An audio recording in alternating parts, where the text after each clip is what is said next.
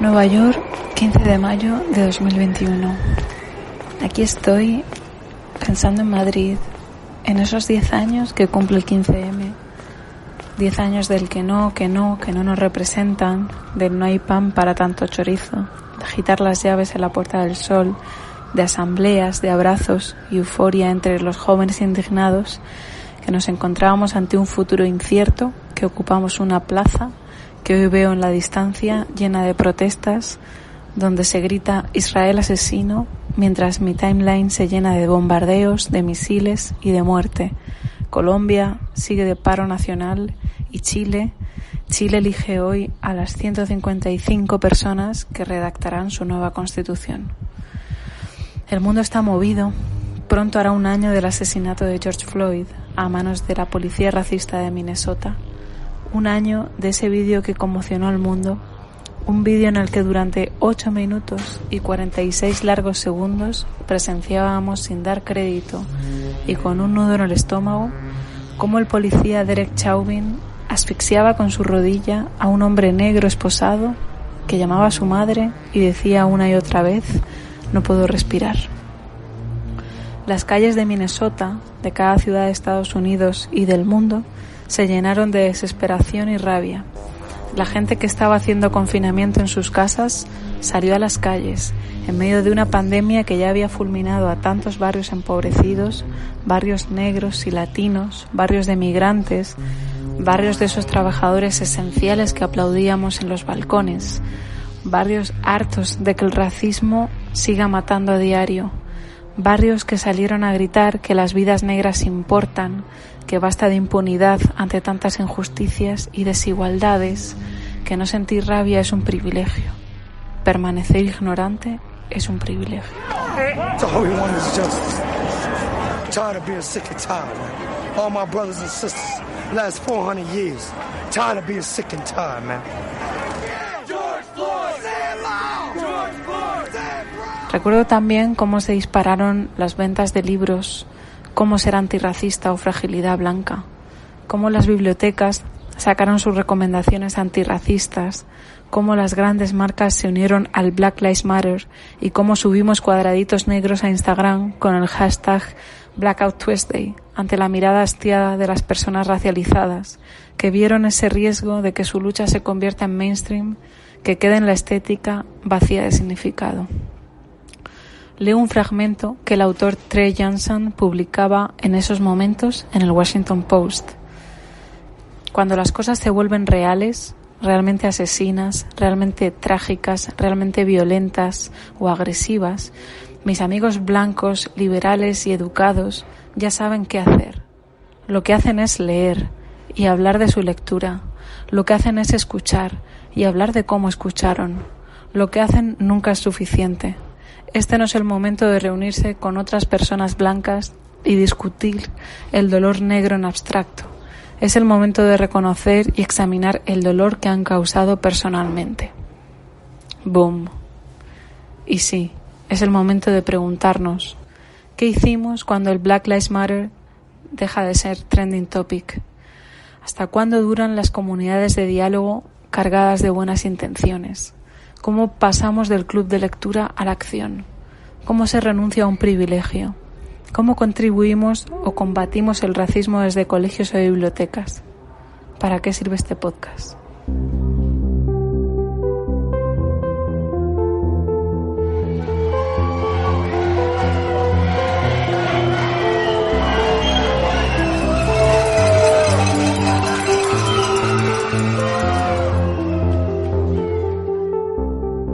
El episodio de Ojos de Perra Azul que nunca grabamos se llamaba Cartagena a través del espejo. Un encuentro de las tres orillas Mandarache, Chile, Colombia y España. Orillas es una sección del Premio Mandarache a través de la cual cada año cientos de estudiantes de Cartagena en Colombia y Cartagena en Chile leen y votan los libros candidatos a este premio literario junto a miles de jóvenes que componen el jurado en Cartagena, en España. 3 Cartagenas hermanadas en la lectura. Los 3 países venimos colaborando desde hace años en Mandarache, pero nunca nos habíamos encontrado más allá de las reuniones del proyecto. Deseábamos oírnos, darnos la mano con la voz, escuchar cómo sonaban los mares de las otras Cartagenas, los gritos de los vendedores en las plazas, los sonidos de las calles, los jardines, y salimos a grabar. Queríamos hablar de libros y de cómo educamos en la lectura, compartir de un modo más profundo, conversar, y habíamos encontrado dónde hacerlo, este podcast. Llegamos incluso a realizar una prueba técnica con la presencia de estudiantes y docentes de las 3 Cartagenas por videoconferencia, y conectamos y fue emocionante. Sin embargo, en el último momento, la complicación de la situación pandémica en Chile nos obligó a postergar la grabación del programa. Entonces, Colombia despertó.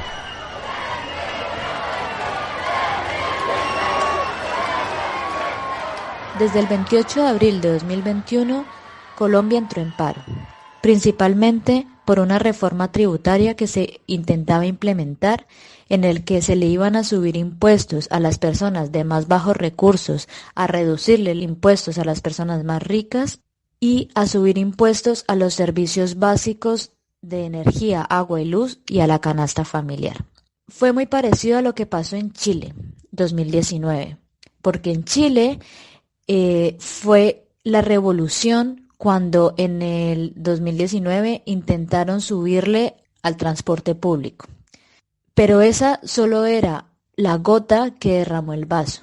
Vivíamos en una burbuja donde pensábamos que todo estaba bien, donde pensábamos que por nosotros tener educación y trabajo, todas las personas lo tenían, y la realidad era completamente distinta.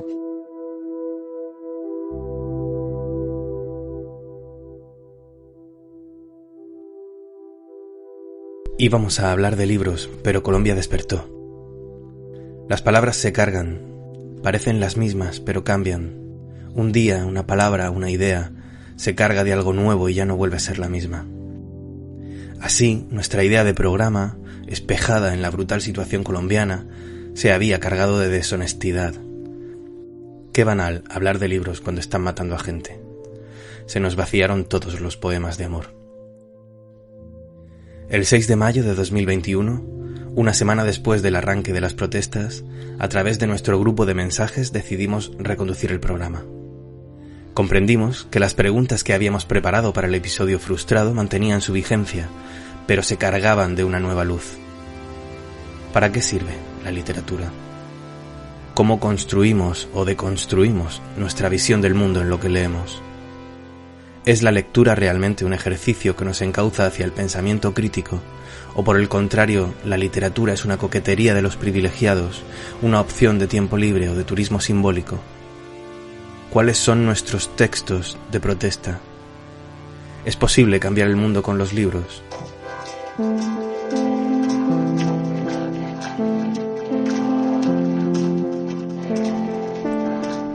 Lanzamos estas sondas a estudiantes y docentes y hemos recogido audios y notas de voz de los 3 países para componer un ensamblaje que recoge la urgencia de Colombia y de América Latina, una aleación de voces que muestra cómo la literatura impacta o es impactada por los movimientos sociales.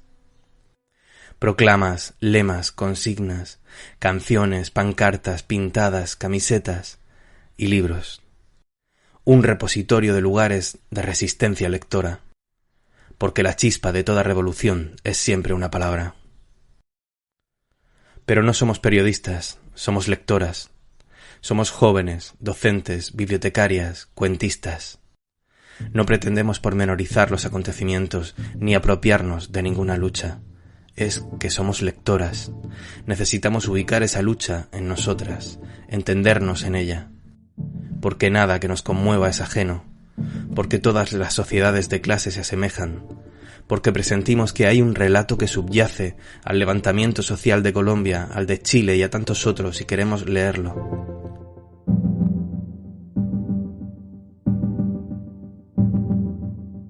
Bienvenida a este nuevo episodio de Ojos de Perra Azul. Adéntrate con nosotras al sueño y ven, como diría Baudelaire, a conocer este monstruo delicado.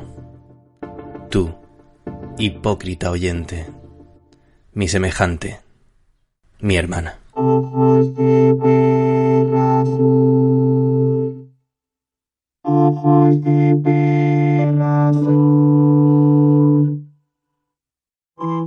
Hola Cartagena de India, Cartagena de España, aquí Adán Toro, profesor de un colegio de Cartagena de Chile, les mando un saludo afectuoso en este podcast de Ojos de Perra Azul, o Ojos de Perra Azul, como me pronuncia Alberto. ¿Qué pasó en Chile en octubre de 2019? Bueno, digámoslo así, fue el inicio de un estallido social. Hay que partir por el hecho de que esta revuelta que afectó a todo nuestro país y que nos sumió en una profunda crisis partió del alza del metro de 30 pesos que se estaban subiendo. Eso también a raíz también de otras injusticias que se han ido arrastrando desde años anteriores, digamos décadas, y también por las desafortunadas palabras que tuvo nuestro actual mandatario y sus ministros, que no mostraban ningún grado de empatía social hacia nosotros. Eso hizo que los jóvenes, de forma espontánea, decidieran eludir el metro, como se le llamaba el salto del torniquete en su momento. Eso gatilló también que se desembocara una represión policial hacia los jóvenes. Yo creo que lo detalló o encendió más la mecha fue unas declaraciones del ministro de Transporte o el presidente del Metro de Chile en su momento, que dijo que esto no prendió, básicamente acusando o menoscabando la manifestación de los jóvenes. Eso encendió más las mechas a los jóvenes y jóvenes de 16, 17 años fueron a tropel y no pagaron. Al ver tanta represión también, el resto de la ciudadanía de todo Chile empezó también a hacer exactamente lo mismo. Y eso detalló en violencia, que es muy parecido a lo que sucedió, lo que está pasando actualmente en Colombia, donde la gente sale a manifestarse, sale a protestar por sus derechos. En un principio no estuvo sumido, tuvimos toques de queda, represiones policiales en su momento, pero a raíz de eso también se logró cambiar la Constitución, que fue hecha a puertas cerradas por la dictadura, por el dictador Augusto Pinochet Ugarte, y eso generó que hubiese un plebiscito que cambió nuestra actual constitución. De hecho, este sábado y domingo mejor dicho, vamos a tener nuestras votaciones donde vamos a elegir los constituyentes para redactar nuestra nueva constitución.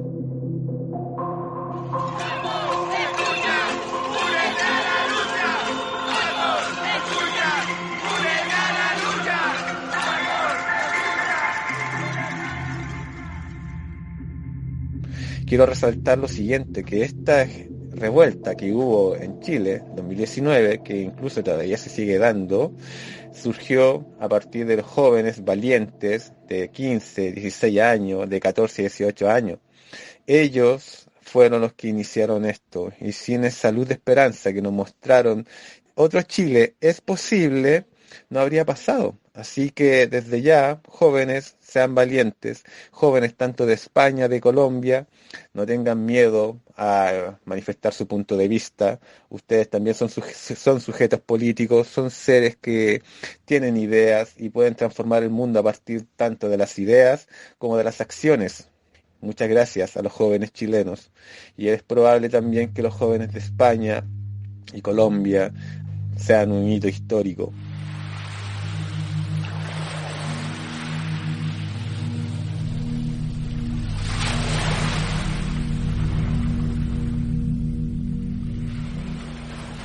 Un saludo especial a estos entusiastas de Mandarache y con ese maravilloso título de Ojos de Perra Azul, tan cercano a ese cuento de nuestro Nobel que dio título a su libro. En cuanto a la cuestión colombiana, a la situación que se está viviendo, quiero decir que esto es continuación de lo que desde hace muchos años se viene adelantando para protestar por la situación de inequidad en Colombia, una de las más grandes del mundo, en donde convive el primer mundo con el más miserable que uno pueda imaginar.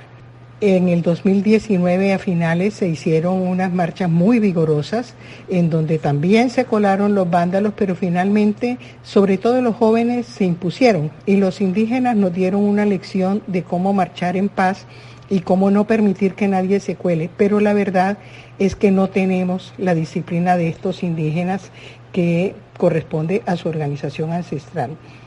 Estas protestas son de jóvenes, pero no solo de jóvenes. Son de indígenas, pero no solo de indígenas. Son de la población LGBTI, pero tampoco es solo de la población LGTBI. Es de negros, de blancos, de mestizos, de pensionados, de sindicalistas, de ONGs.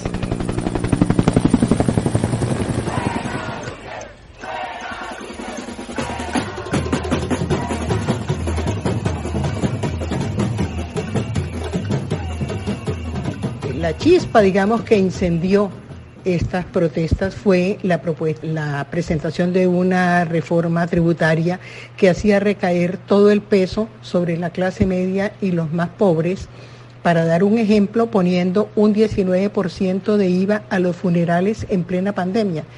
Fue, como digo, la gota que rebasó la copa, pero el asunto viene de mucho atrás, viene de que en este país cualquier empleado que gane 2 salarios mínimos en comparación tributa más que los grandes ricos, en donde la gran riqueza latifundista prácticamente no paga impuestos y en donde la represión sigue mandando, en donde matan a los excombatientes, donde están cada día pisoteando el acuerdo de paz. Y muy peligrosamente el expresidente Uribe llama a la gente a armarse. Ha hecho incluso unas declaraciones de que cuando una masacre tiene función social, entonces no debe considerarse masacre. Y el presidente Duque, que no tiene absolutamente idea de cómo manejar un país porque fue puesto ahí sin ninguna experiencia, también ha dicho que hay que ir contra los vándalos. Pero es que el vandalismo empezó por la policía. Después de que se prende esta mecha incontrolable que desborda tantas pasiones y tanto resentimiento, mucha otra gente se va colando. Pero hemos visto de manera muy peligrosa como en Cali, por ejemplo, en unos barrios de gente muy rica, muy poderosa y muy armada, han mostrado las armas y han dicho, tenemos 25.000 armas. Una cosa muy hermosa que muestra el espíritu de estas manifestaciones es que cuando uno de estos bárbaros llegó a la Universidad del Valle del Cauca, que es una universidad pública, y les dijo, aquí tenemos 25.000 armas, un chico le contestó, y aquí tenemos la mejor biblioteca pública del país. Hola, mi nombre es Yulei Zúñiga Primera y uno de los textos que más ha influido en mi implicación política y alza de la voz es un ensayo crítico escrito por William Ospina en 1996, titulado ¿Dónde está la franja amarilla? A continuación procedo a compartirles un pequeño pero contundente fragmento. Un pueblo incapaz de darle la cara a los males se merece su postración y su angustia. Pero cuando uno se pregunta ¿dónde están los que protestaron, los que se rebelaron, los que exigieron, los que se creyeron con derecho a reclamar un país más justo, más respetuoso? El pensamiento se ensombrece. Los héroes están en los cementerios, nos dice una voz al oído. Y entonces recordamos aquella pieza teatral en la que un personaje exclama, desgraciado el país que no tiene héroes, y el otro le responde, no, desgraciado el país que los necesita. Domingo del mes de mayo, día comercial de las madres, vida mi alma no taladres, más porque estoy que estallo. Lucharemos sin desmayo por aquellos campesinos que han caído en los caminos, también por los estudiantes, los pacíficos marchantes, blanco de los asesinos. ¡Para avanzar! ¡Para avanzar!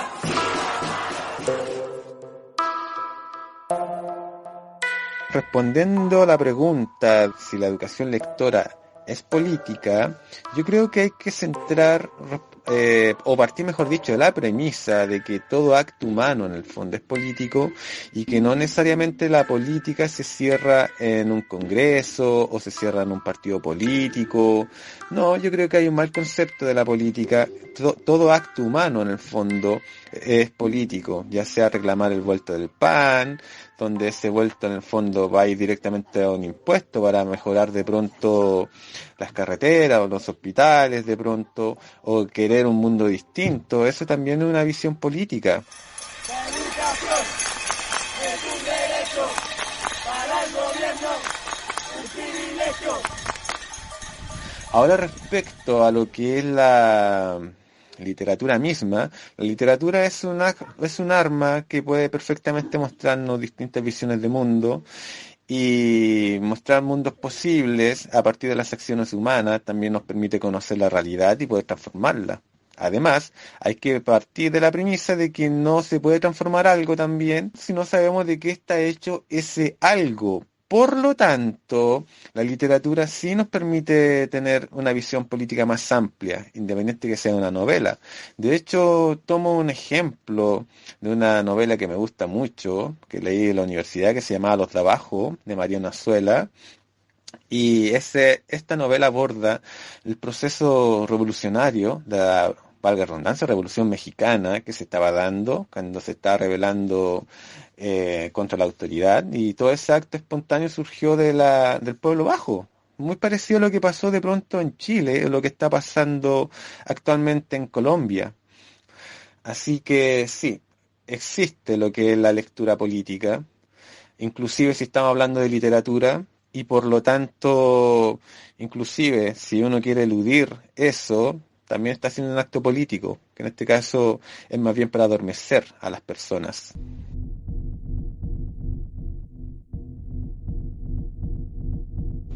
Mi nombre es Nazaret Martínez y uno de los títulos que ha influenciado mi implicación política, además de muchos otros, ha sido 1984 de George Orwell.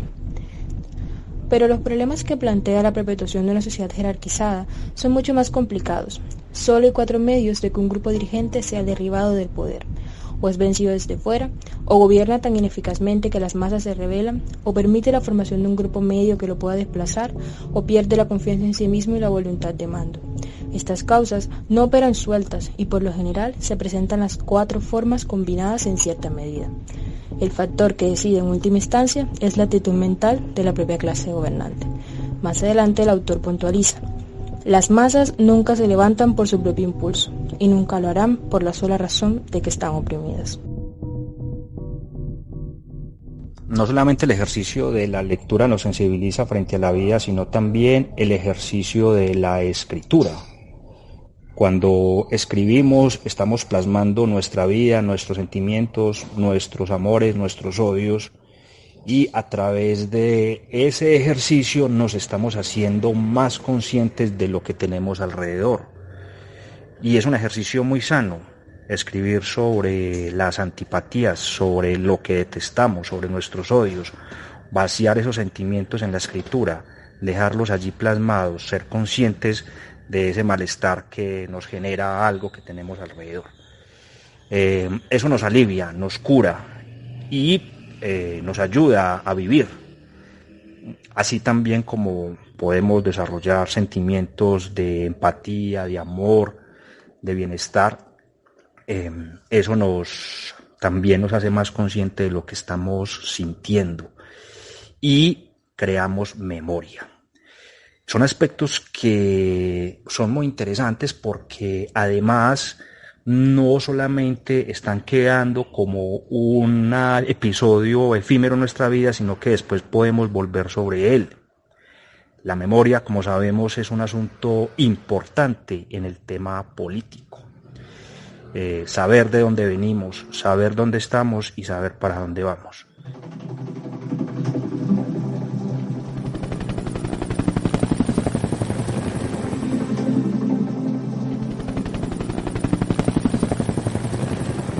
También he sabido que las dictaduras y que los nuevos gobiernos quieren borrar esa memoria e implantar una narrativa. Esa narrativa es una narrativa que cada uno puede decidir cómo contarla. Nosotros podemos decidir cómo afrontamos nuestro pasado, pero también los regímenes y los gobiernos pueden transformar esas historias. Se ha dicho que la historia es narrada por los ganadores, y esa frase tan clichésuda de cajón tiene mucho fondo, porque entonces ¿a dónde quedan las otras historias? El filósofo Nietzsche decía que no habían hechos sino interpretaciones, es decir, que hay que aprender a mirar la vida, hay que aprender a narrarla, a narrar nuestro entorno, y eso es lo que hacemos precisamente cuando escribimos. Nos quieren sacar los ojos porque saben que ya los abrimos. Violentos son los que provocan la desigualdad social. Los jóvenes están luchando para que su sueño deje de ser irse del país. El no hablar de política nos llevó a una falta de comprensión de ella. Nos debieron enseñar a tener una conversación civilizada sobre temas difíciles. Las artes ni bellas ni apolíticas, críticas y combativas. Desde que somos pequeñas nos preguntan qué queremos ser de mayores. A simple vista, pues parece una pregunta muy sencilla, pero hubiéramos respondido lo mismo siendo conscientes de la crisis socioeconómica que se plantea a nivel mundial. Nos dicen que son ciclos, que las cosas se sentarán, y eso hacemos, asumir que es el tablero en el que nos ha tocado jugar. Una partida en la que las reglas no son iguales para todas. Cifras de paro, acceso a los recursos, búsqueda de motivación, que en ocasiones parece no llegar nunca. A mi generación, como a muchas otras, se nos dibujaba un futuro ideal. Si estudias y te formas, tendrás lo que siempre has esperado. Pero vaya, sorpresa, se les olvidó contarnos que la vida, como en un juego de dados, no siempre sale el número esperado. Y bueno, vuelve a tirar, a ver si la siguiente tienen más suerte. No te rindas, sé positiva. Vale, sé positiva en una realidad que excluye a todo aquel que no es capaz de acoplarse al ritmo marcado. Por eso, si tuviese que destacar algo de la juventud entendida en una franja de edad amplia, sería la capacidad de adaptación y la capacidad para reinventarse, de soluciones creativas y de alzarse contra aquello que no está bien y merece un cambio. Los jóvenes de ahora, tal. Los jóvenes de ahora, cual. Se les olvida que ellos también lo fueron y seguramente también se sintieron perdidos. Creo que es importante recuperar la confianza en nosotras. Tenemos mucho que decir y aportar, pero quizás no se nos ha dado la oportunidad y en ocasiones ni siquiera el respeto necesario para sentirnos capaces. Es importante empoderar a las nuevas generaciones con pensamiento crítico para que sean el motor de cambio.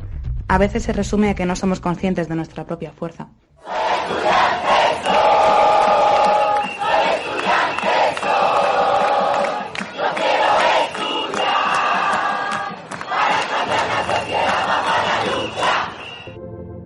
Hasta soñar sin pena y vivir sin miedo. Por nuestros muertos, ni un minuto de silencio, toda una vida de combate. Buenos días, mi nombre es Juliana Becerra Llanos. Bueno, los jóvenes salimos a las calles porque estamos cansados de que todos nuestros derechos y los de nuestro país sean vulnerados por personas con poca integridad. Dos de nuestros derechos más vulnerados son la buena recreación, derecho a una educación calificada. Me enoja mucho la violación de los derechos a las protestas.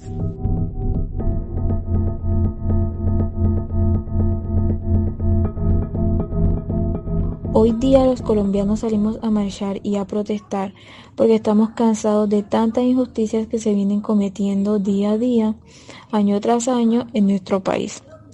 Principalmente nosotros los jóvenes, esta nueva generación que se ha caracterizado por ser diferente a las generaciones pasadas, al ser nosotros los que lideramos todas estas manifestaciones sin importarnos qué consecuencias nos va a traer, ya sean buenas o sean consecuencias malas. Ahora ya entendemos para qué tanta inversión en armas. No eran para enfrentar la guerrilla, era por si el pueblo despertaba.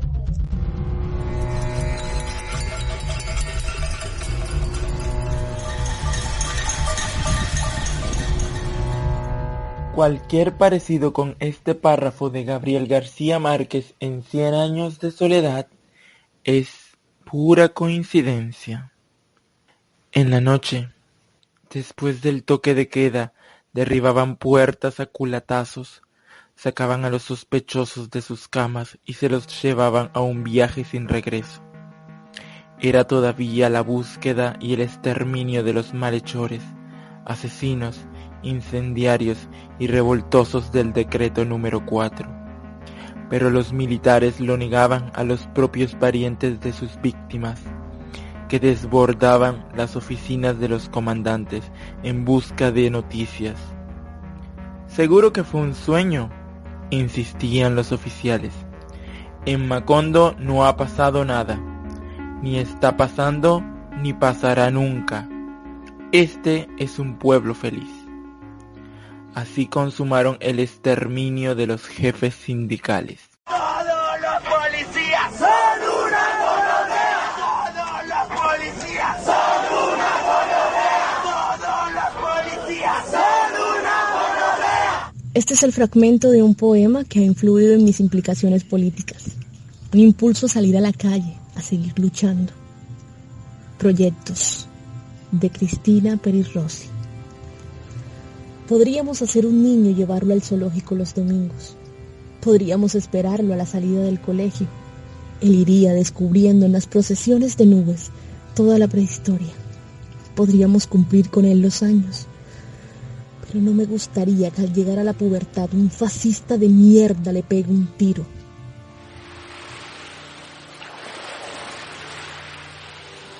Mi mayor miedo es que esto pare y todo siga igual. Nos están desapareciendo. Yo creo que toda la literatura es política. Tiene que ver con un aspecto social, tiene que ver con un aspecto personal, con un aspecto del entorno. Toda la ficción, toda la poesía nos toca de manera personal, íntima, pero como estamos en una sociedad, entonces eso abarca todos los niveles.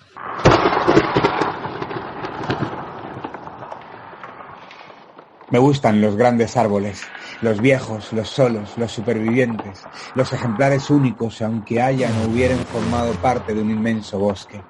Me gusta sentarme bajo su fronda, reposar mi tronco sobre el suyo, hendido de años y nudos, de chorretones de aguas y huecos llenos de misterio. Me gusta mirar las hojas desde abajo y contemplar los huecos del cielo desde su cobija, el juego de luz y aire, los brotes de vida y sueño.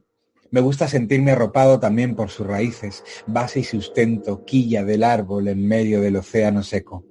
Raíz que, siendo historia, premisa y fundamento, no cesa en su búsqueda de profundizar más allá en la tierra, para en el extremo, justo en el otro extremo, convertir esa oscuridad negra en luz y flor.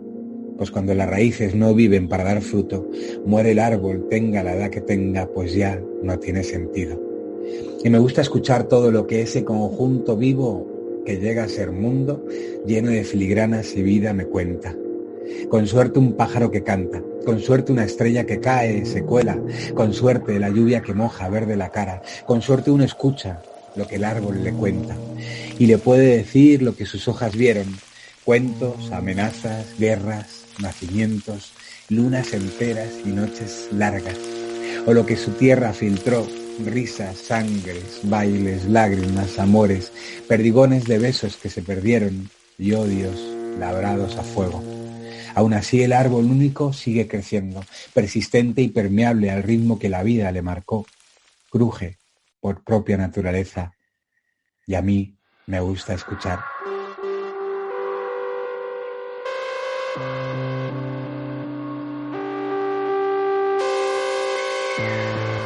Me gusta ese regalo que otorga reposar la vida sobre un árbol que cobija, muestra y empuja sin decir apenas nada y todo.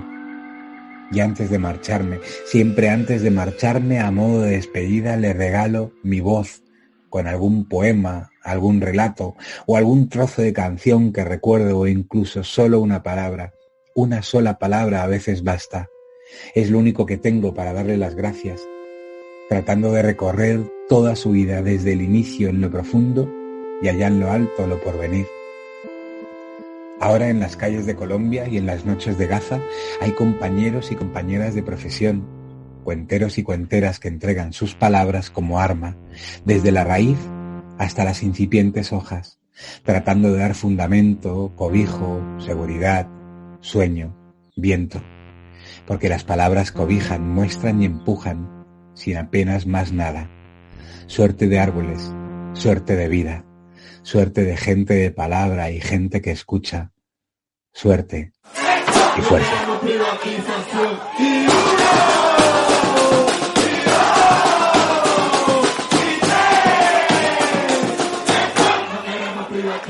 A Colombia le ha tocado ser por muchos años el país más feliz del mundo, porque si te enojas te matan. Tengo 14 años. Mi opinión política se debe a la lectura de un libro como La masacre de la bananera, y trayéndola al contexto es lo que está pasando hoy con la falta de garantías para una protesta social. El 28 de noviembre de 1928 estalló la huelga más grande de la historia, con 25.000 trabajadores de las plantaciones de banano de la empresa United Fruit Company, la cual se reunió con los huelguistas y representantes de gobierno de Miguel Abadía Méndez, presidente de Colombia en ese momento, y no lograron llegar a ningún acuerdo. Por orden, el gobierno entra a intervenir con el ejército, acribillando a centenares de obreros, e hirieron muchos más quienes protestaban pacíficamente. Tristemente hoy se repite la historia.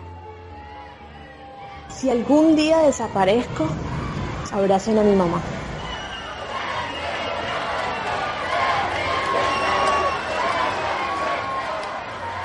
Leer es siempre tomar un riesgo. Leer es asumir que uno se adentra en el mundo con una voz que se irá conformando. ¿Es eso político? ¿Es una ideología? Por supuesto, tanto como ir a comprar el pan a la panadería de la esquina o a un centro comercial.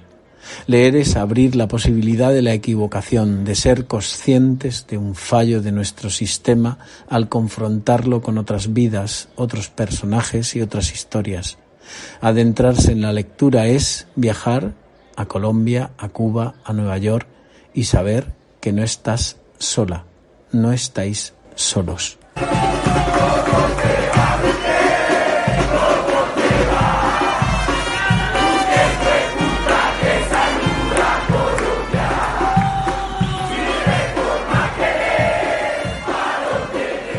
Hola, soy Marichu Bustamante de Cartagena de Chile. Quiero enviar un saludo a los chicos de Cartagena de Indias, Colombia y Cartagena de España.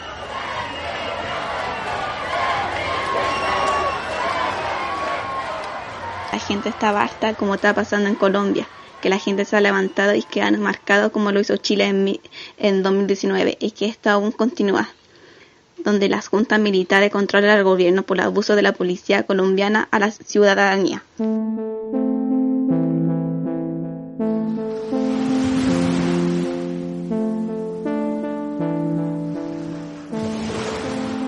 Hola a todos, soy Alejandro Egea de Cartagena, en España, y quería compartir con vosotros un poema que creo que viene muy al caso. Es de Cristina Peri Rossi, una autora uruguaya. Es un poema cortito que os voy a leer y dice así. Se titula Valor. Te dije, se necesita mucho valor para tanta muerte inútil. Pensaste que me refería a América Latina. No, hablaba de morir en la cama, en la gran ciudad, a los 80 o a los 90 años. Mi nombre es Jesús Daniel Osuna Martínez y voy a leer una cita del autor George Orwell, extraída de su libro Rebelión en la Granja. Los animales que estaban fuera miraban a un cerdo y después a un hombre y después a un cerdo, y de nuevo un cerdo y de nuevo un hombre, y ya no podían saber cuál era cuál.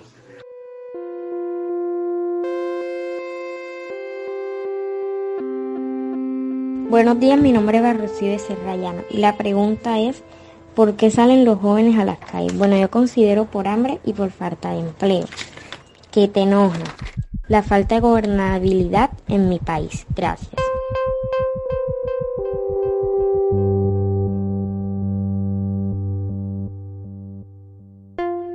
Hola, soy Daniela Flores, participo en el proyecto Mandarache en Cartagena, Colombia. He leído muchos libros que se asimilan ahora a lo que está sucediendo con el país colombiano, pero de esos tantos libros, uno solo me llamó más la atención. Leeré un pequeño fragmento. A los 17 años, Hyun Se Lee sabía poco del mundo que había más allá de las fronteras de Corea del Norte. Aunque algo intuía, a diferencia de sus conciudadanos atrapados como ella, bajo una dictadura feroz, violenta, que no les permitía salir de su hogar, donde se sentía atrapada. De modo que cuando a mediados de los 90 la hambruna asoló el país, Hyun Seo empezó a hacerse preguntas. Vivía rodeada de depresión, pobreza y hambre. Lo que se encuentra en este libro es la historia no solo de la huida de Hyun Seo y sus largos años de vida en la clandestinidad, sino también de su paso de la infancia a la edad adulta, de su reeducación, de su habilidad para reconstruirse con su éxito de su vida. Ella representa la mayoría de las personas que ahora salen a marchar, ya que estas personas no salen a marchar por ellos, sí, por ellos sí, pero también por el país. Esta historia, su nombre original en Corea del Sur es Han Kyu-wake, pero en español, traduciéndolo, se llama La chica de los 7 nombres.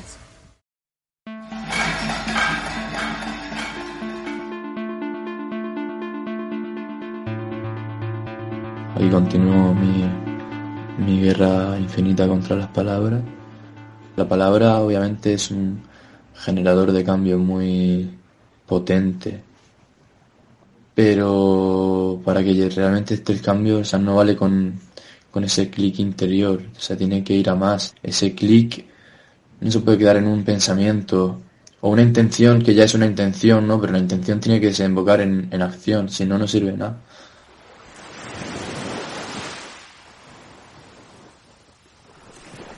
Hasta aquí el episodio de hoy.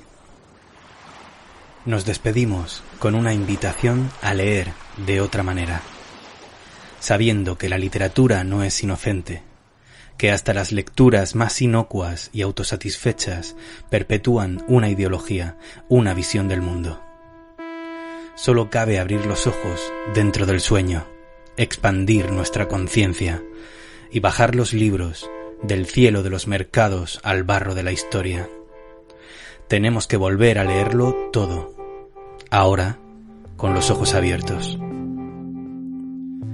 Gracias a las soñadoras Rosalba Tejeda, Adán Toro, Seher Haihar, Andrés Delgado, a las voluntarias Claudia, Lorena, Gilson, y a todas las estudiantes y lectoras que han visitado esta habitación soñada y nos han regalado sus palabras.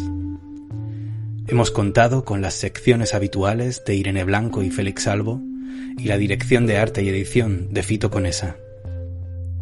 Ojos de Perra Azul es un podcast de Radio Mandarache de la Concejalía de Juventud del Ayuntamiento de Cartagena. Al micrófono, Alberto Soler. Hasta el próximo programa. Los buenos libros solo llegan a quien los merece. Ojos de